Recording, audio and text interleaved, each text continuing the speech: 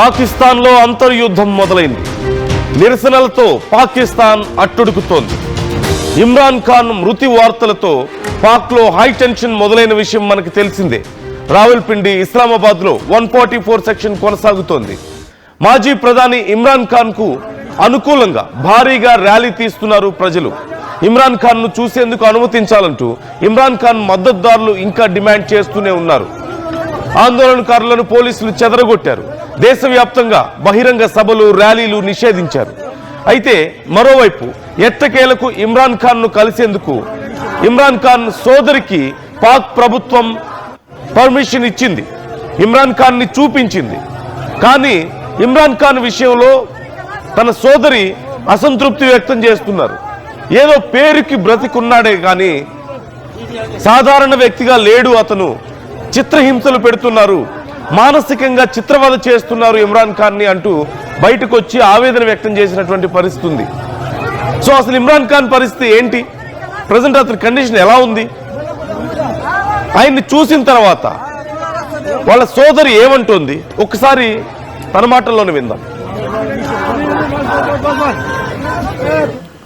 दिल्ली वो उन्होंने बड़े गुस्से में थे, कहते हैं कि हमें ये मेंटल टॉर्चर कर रहे हैं और सारा दिन कमरे में बंद, थोड़ा सा बाहर जब निकल सकते हैं, कोई किसी से कम्युनिकेशन नहीं। कहते हैं कि आसिम मुनीर जिम्मेदार है, ये सब कुछ हो रहा है। बाकी कितनी देर मुलाकात रही है मैडम आपकी?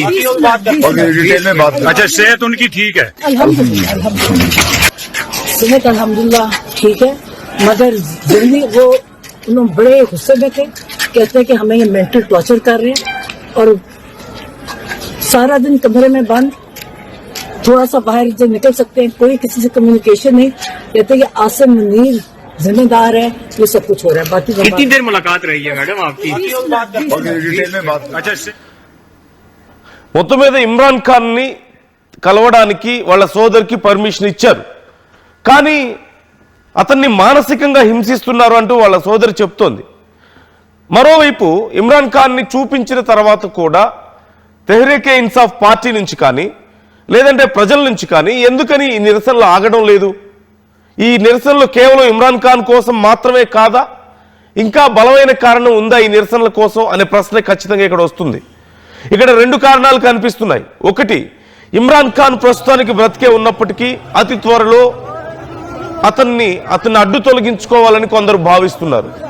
ఎవరా కొందరు అనే ప్రశ్న వచ్చినప్పుడు ప్రస్తుతం ప్రభుత్వంలో ఉన్నటువంటి షహబాజ్ షరీఫ్ ప్రజల్లో తన నమ్మకాన్ని కోల్పోయారు.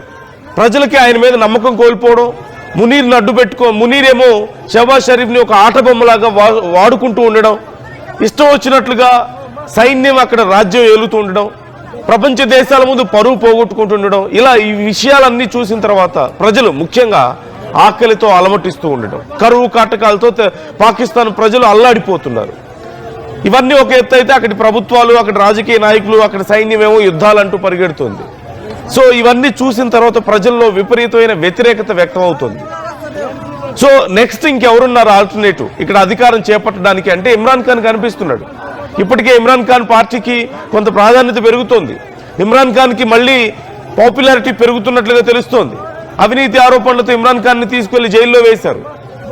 ఇలాంటి తరుణంలో ఒకవేళ ప్రజల్లో ఇలాగే వ్యతిరేకత పెరిగితే తాము ఎక్కడ అధికారం కోల్పోతామేమో అన్న భయంతో ఓ పక్క షహబాజ్ షరీఫ్, మరోపక్క మునీర్, అసిం మునీర్ ఎక్కడ తమకి ఈ పదవులు పోతాయో, ఎక్కడ తమ పవర్ పోతుందో అన్న భయంతో ఇమ్రాన్ ఖాన్ ను అంతమొందించాలని ప్లాన్ లో ఉన్నట్లుగా తెలుస్తోంది. దానికోసం ఇదంతా ప్లాటింగ్ జరుగుతోంది ఒక రకంగా చెప్పాలంటే. అంటే నెమ్మదిగా ఇమ్రాన్ ఖాన్ ని ఏదో ఒక రకంగా అడ్డు తొలగించుకోవాలని ప్లాన్ చేశారు. మరి ప్రజలు ఎలా రియాక్ట్ అవుతారు అని ఒకసారి చెక్ చేసి చూసినట్లుగా అనిపించింది. సో ప్రజల నుంచి విపరీతమైన వ్యతిరేకత వ్యక్తం అవుతుంది. మరోవైపు అన్ని రోజుల పాటు ఎందుకు ఆందోళన చేయాల్సి వచ్చింది, వెంటనే ఎందుకు చూపించలేదు ఇమ్రాన్ ఖాన్ ని? సారీ, ఒక్కసారి అక్కడ ఉన్న సిచ్యువేషన్ చూద్దాం.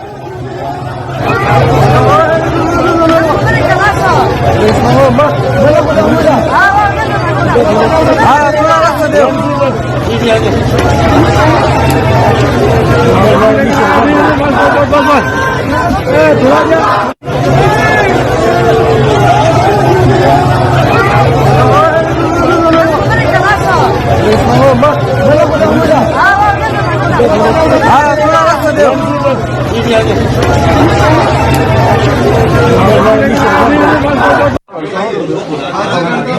देख लें एयर ब्लू का स्टाफ अपनी सिक्योरिटी के साथ मौजूद 8 बजे फ्लाइट का टाइम था, जो इस वक्त 11 बज गए हैं। मुसलसल एक घंटे का बोल करके फ्लाइट डिले करवाई गई और ये हमारे मुल्क के इदारों का हाल है। मगर इस वक्त पाकिस्तान तहरीक इंसाफ कराची कैबिनेट के कारकुनान डटे हुए हैं कि किसी भी सूरत में हम आज रात ही पहुंचेंगे इस्लामाबाद। इन्होंने हमसे अभी मजीद आधे घंटे का टाइम लिया है कि आधे घंटे में हम आपको बताते हैं। उम्मीद तो ये है इनसे जो हम फॉर्म 47 की हुकूमत से रख सकते हैं कि होना कुछ भी नहीं है, सिर्फ दलासे और आसरे के सिवा अब कुछ नहीं बचा। ये देख लें एयर ब्लू का स्टाफ अपनी सिक्योरिटी के साथ मौजूद 8 बजे फ्लाइट का टाइम था, जो इस वक्त 11 बज गए हैं। मुसलसल एक घंटे का बोल करके फ्लाइट डिले करवाई गई।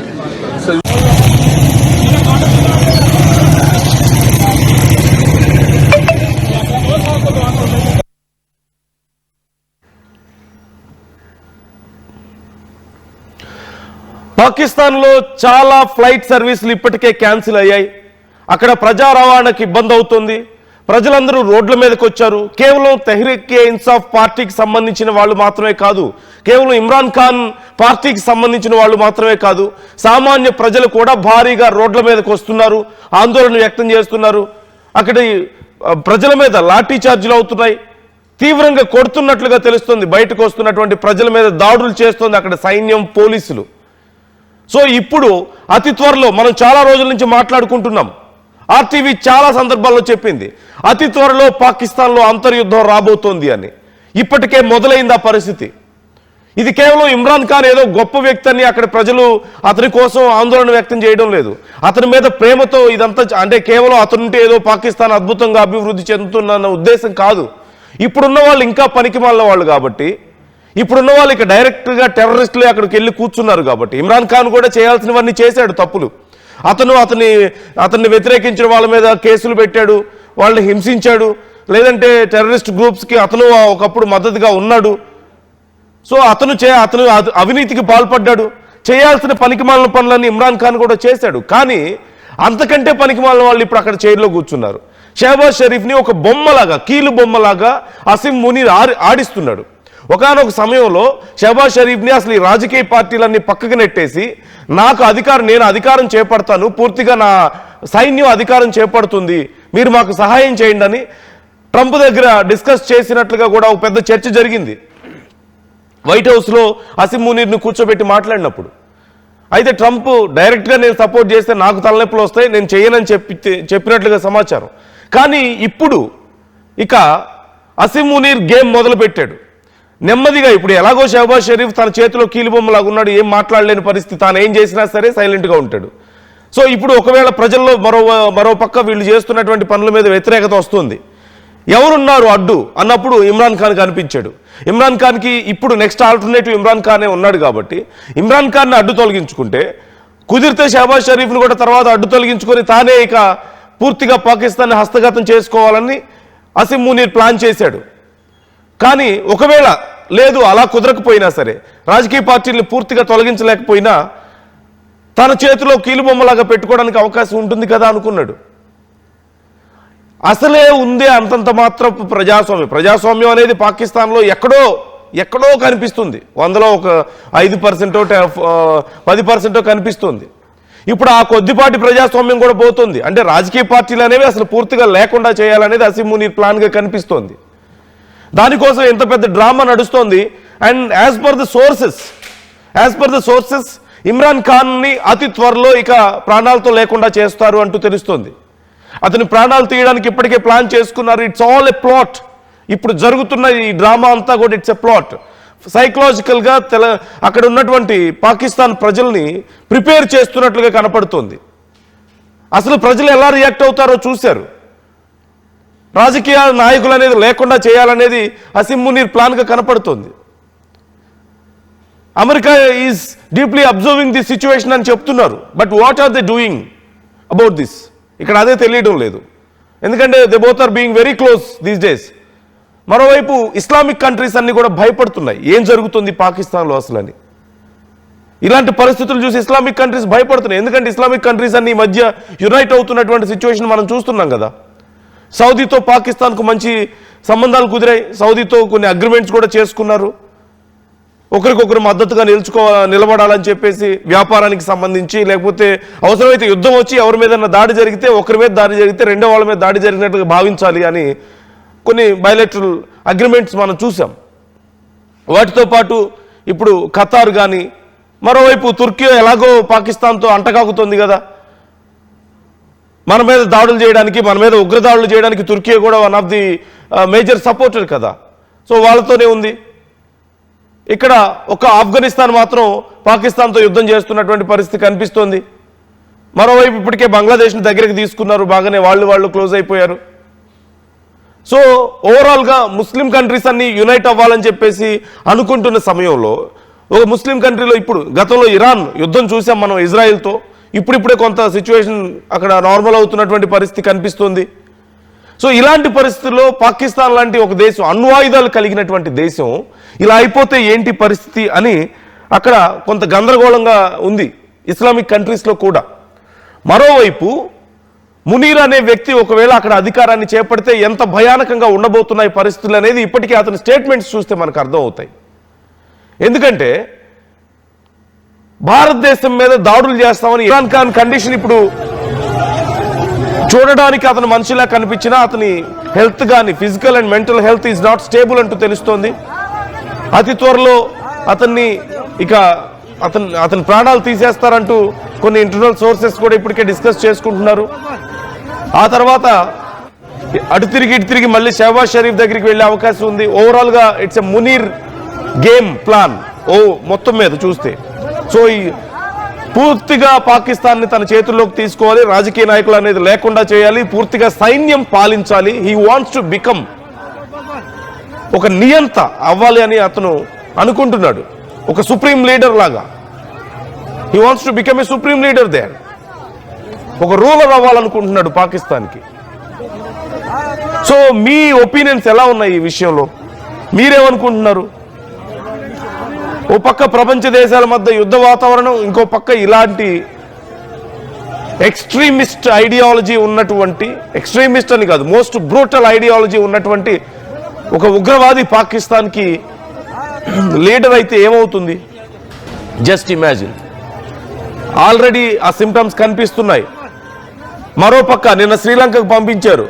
అసలే వాళ్ళ దేశంలోనే తినడానికి తిండి లేకపోతే ఇప్పుడు శ్రీలంకకు వాళ్ళు ఏదో మేము పెద్ద ఆదుకుంటామని చెప్పి పంపించి 1 year బ్యాక్ ఎప్పుడో ఎక్స్పైర్ అయిపోయిన ఫుడ్స్ అన్ని పంపించారు. ఇప్పుడు శ్రీలంకకి ఫ్లడ్స్ వస్తే ప్రపంచ దేశాల ముందు ప్రతిసారి పరువు పోగొట్టుకోవడం సిగ్గు లేకుండా. సో మీ ఒపీనియన్స్ కూడా కామెంట్ చేసే ప్రయత్నం చేయండి. వాట్ యూ థింక్, ఏం జరుగుతుంది అని మీరు అనుకుంటున్నారు? కామెంట్ చేయండి. ఒక్కసారి ఇమ్రాన్ ఖాన్ ని చూసిన తర్వాత వాళ్ళ సిస్టర్ ఏమన్నారు మరొకసారి నేను మీకు చూపిస్తున్నాను. सेहत अल्हम्दुलिल्लाह ठीक है, मगर जल्दी वो उन्होंने बड़े गुस्से में थे, कहते हैं कि हमें ये मेंटल टॉर्चर कर रहे हैं और सारा दिन कमरे में बंद, थोड़ा सा बाहर से निकल सकते हैं, कोई किसी से कम्युनिकेशन नहीं. कहते हैं कि आसिम मुनीर जिम्मेदार है, ये सब कुछ हो रहा है. बाकी कितनी देर मुलाकात रही है मैडम आपकी? डिटेल में बात अच्छा, सेहत उनकी ठीक है? अल्हम्दुलिल्लाह सेहत अल्हम्दुलिल्लाह